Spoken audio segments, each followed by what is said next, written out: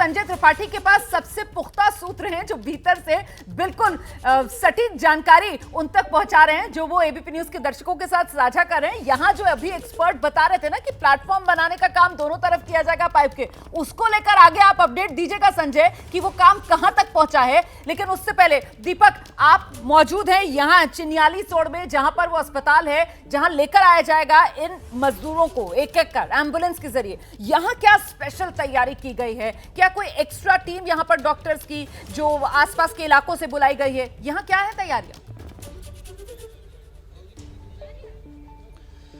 जी बिल्कुल, डॉक्टर्स की टीम बुलाई गई है, देहरादून से, ऋषिकेश से, दिल्ली से भी बुलाई गई है। और लेकिन सबसे महत्वपूर्ण बात यह है रोमाना कि जब इस अस्पताल में इनको रखा जाएगा तो इसमें तैयारी इस बात की भी करनी होगी कि क्योंकि जो आपको इनको रखना है ऑब्जर्वेशन में 24, 48, 72 घंटे, जो भी घंटे तय किए जाएंगे कि इनकी स्थिति को भांपते हुए, उस हिसाब से इनकी व्यवस्था यहाँ पर होगी और खाने पीने रहने तमाम चीज़ों की व्यवस्था होगी, ऑक्सीजन की व्यवस्था करनी होगी, आपको दवाइयों की व्यवस्था करनी होगी। उस सब की तैयारी कर ली गई है जैसे जानकारी प्रशासन की तरफ से दी गई है। दूसरी बड़ी बात यह कि जो लगातार मैं कह रहा हूं कि अगर किसी की तबीयत खराब होती है ज़्यादा और वो आपको वहीं टनल के पास पता चल जाता है तो वहीं से ही थोड़ी दूरी पर जो बनाया गया है हेलीपैड, वहां से एयरलिफ्ट कर लिया जाएगा। या फिर बहुत ज़्यादा ज़रूरत ना हो तो चिन्याली सैंड यहाँ पर लाया जा सकता है। यहाँ पर चिनूक मौजूद है, यहाँ से उसको चिनूक में ले जाकर सीधा दिल्ली एम्स ले जाने की तैयारी है। लेकिन अभी तक की जो स्थिति है, जो खबरें आ रही हैं, उसके मुताबिक ये बताया जा रहा है रोमाना कि अंदर अभी तक स्थिति ठीक ही नज़र आ रही है। इसके पीछे की 3 बड़ी वजह मैं आपको बता देता हूँ।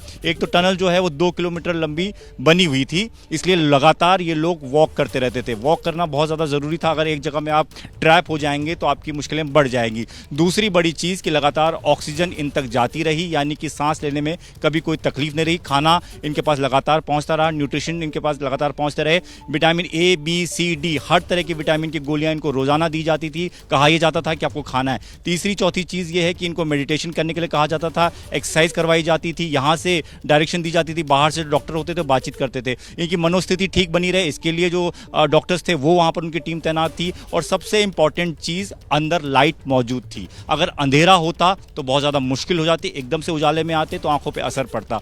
लाइट 24 घंटे वहाँ पर रहती थी, उसकी व्यवस्था, क्योंकि टनल आधे तक बन चुकी है, सिर्फ 400, 450 मीटर बननी थी, इसलिए टनल में सारी वो सुविधाएँ उस वक्त के देखी जाए तो तमाम सुविधाएँ थी। लेकिन इतनी बड़ी सुविधाएँ नहीं थी कि मैं एक घर पर बैठा हूँ, सोफे पर बैठा हूँ या बेड पे बैठा हूं और मैं आराम से सुविधाएं लेता रहूं। लेकिन उनके जज्बे को सलाम करना चाहिए कि उन्होंने 17 दिन किस तरीके से निकाले होंगे, किस मनोस्थिति में वो रहे होंगे। परिवार वालों से बात होती थी, वो भी बहुत बड़ा उनका मनोबल था। परिवार वालों से लगातार उनकी 2-3 बार बातचीत कराई जाती थी जिसमें वो कहते थे कि मैं ठीक हूं, मेरी चिंता मत करो, आप अपनी चिंता करो। इस तरीके के बयान लगातार मीडिया के सामने उनके घर वाले देते थे। तो ये तमाम चीजें रहीं जो लास्ट तक हिम्मत बनाए रखी और आज उसी उम्मीद में ये 41 के 41 बाहर आ रहे हैं रोमाना। इसीलिए तो हम इनकी जीवटता, इनकी हिम्मत को सलाम कर रहे हैं, क्योंकि जब इंसान अपनी आंखों के सामने एक तरीके से देखता है ना कि हर रास्ता बंद है, अंधकार है और एकदम मौत सामने नजर आने लगती है, तो फिर इतनी हिम्मत बनाए रखना आसान नहीं होता। लेकिन मुश्किलों को पार करके ये 41 मजदूर हिम्मत इन्होंने बनाई रखी और साथ ही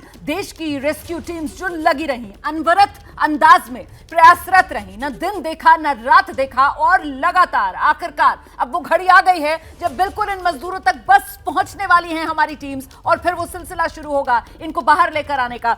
जैसे ही घड़ी का काटा दोपहर 2:30 पे आए, बबीता जी का दिल सास बहू साजिश के लिए मचल जाए। और ये है इनकी बहू, पूरे दिन ऑफिस की टेंशन हो जाए गॉन जब ये करें अपना फेवरेट शो फ्री टाइम पे ऑन। इनकी तरह आप भी देखें अपना फेवरेट शो अपने टाइम पर और डाउनलोड कीजिए एबीपी लाइव ऐप अपने स्मार्ट टीवी पर।